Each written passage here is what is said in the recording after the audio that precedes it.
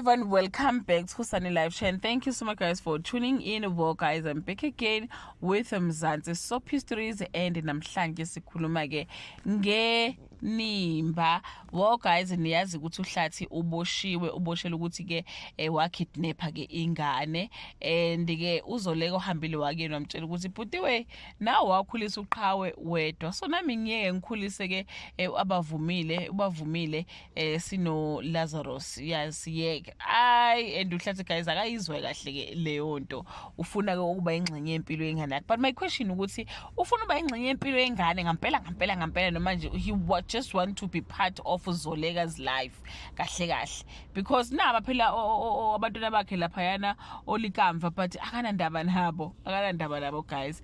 But anyway, into ezokwenzeka ke namhlanje ukuthi ke guys njenizwile ukuthi izolo uqhawe kanye no friend wakhe they were talking, bekhuluma ngendaba ke kamawethu ukuthi ke uzoleka walala nomawethu, and on the other side uLilian was listening to that conversation.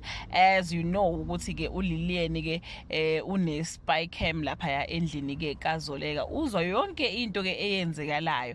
So bathi ke namhlanje Lilian crosses a line that could shatter everything uzoleka ke aseyakhile, which I think guys uLilian will just tell indoda yakhe leya ex-husband yakhe enguLazarus ukuthi did you know ukuthi ke uzoleka walala nomawethu njalo nisebenza lapha emsebenzini, umawethu wazi unkosikazi wakhe enqunu.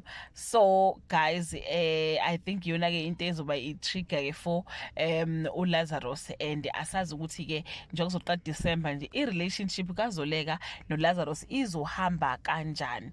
But ke uzoleka walala nomawethu before abe ku relationship no Lazarus, so I don't think it will be a problem at all. But ke kuba sengazuthi uLilian ufuna indoda yakhe back. Into engiyibona nje guys ukuthi ufuna indoda yakhe back, uyamthanda uLazarus, and le deal yakhe beno who's this guy ubaba ke kaLwandle engathi izogcina ingasebenzanga kahle, ngoba lo usemathandweni Lilian semathandweni uyiphushela izinto zothando lakhe kahle akahlangene kahle hlene indaba yokuthi ke i-revenge kwaThintin. So yeah guys, enye into ke bathi ke uOnga uzodraw ama boundaries with uqhawe, but amehlo akhe asho a different story.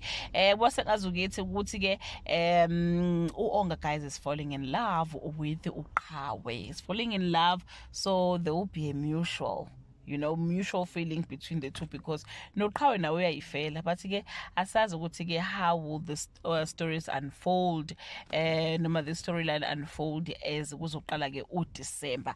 That brings us to the end of this video. Leave your comment below and share your opinion. Bye.